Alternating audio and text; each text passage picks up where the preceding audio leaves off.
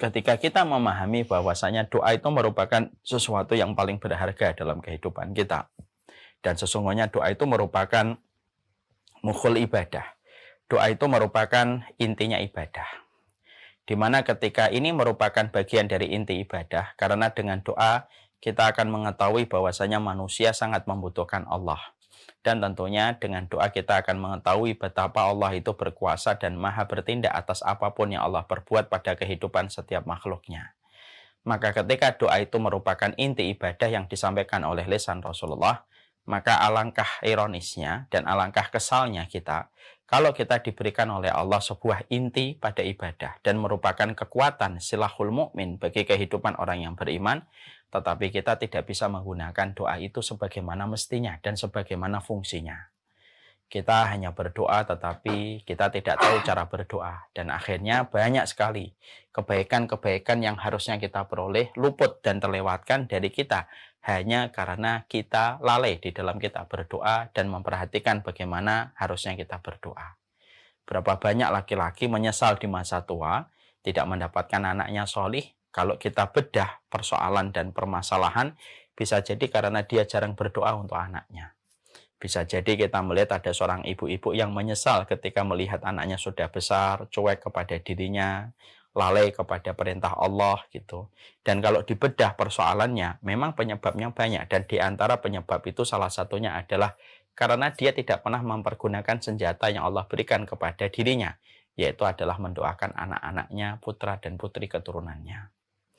Inilah yang kemudian menjadikan kita akhirnya memahami betul bahwasanya lupanya kita kepada password pada gadget yang kita miliki, kekesalan kita, sedihnya kita, ironi yang kita peroleh, tidak akan sebanding dengan penyesalan besar ketika manusia tidak pernah mempergunakan inti ibadah dan senjata yang Allah berikan kepada kita bernama doa.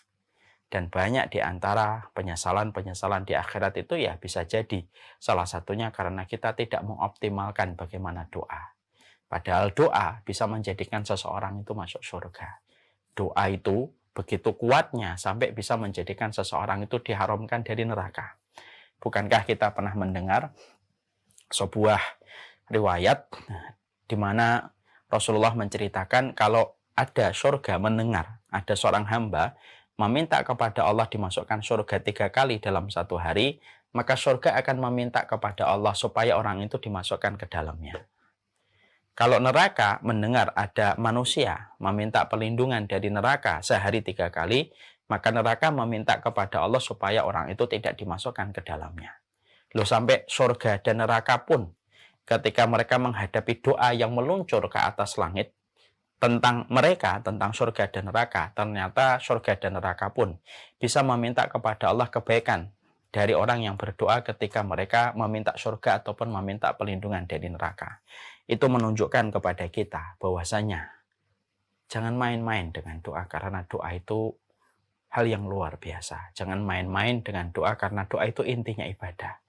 Jangan pernah bermain-main dengan doa karena sesungguhnya doa itu merupakan senjata bagi orang yang beriman, merubah banyak kondisi yang tidak kita sangka menjadi kondisi yang kita inginkan dan kita harapkan.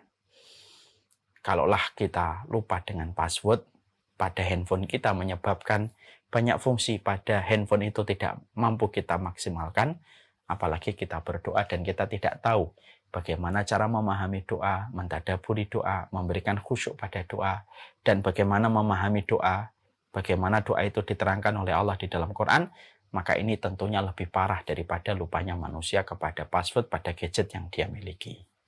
Inilah yang menjadikan kita, kenapa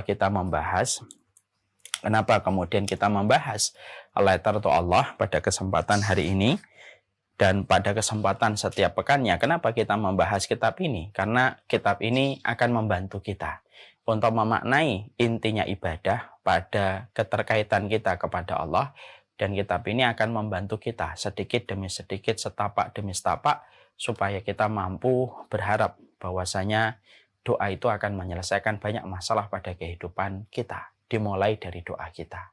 Bisa jadi kehidupan kita yang berantakan, ya bisa jadi dimulai karena berantakan kita di dalam doa. Nah, itulah yang menjadikan kita mengerti. Salah satu perkara yang harus kita evaluasi, salah satu perkara yang harus senantiasa kita perbaiki, yaitu adalah bagaimana di dalam kita berdoa kepada Allah Subhanahu wa Ta'ala, karena doa selalu memberi sesuatu yang tidak terduga. Karena doa pasti akan memberikan kebaikan kepada mereka yang tidak pernah putus asa untuk berprasangka di dalam setiap doa yang mereka panjatkan kepada Allah.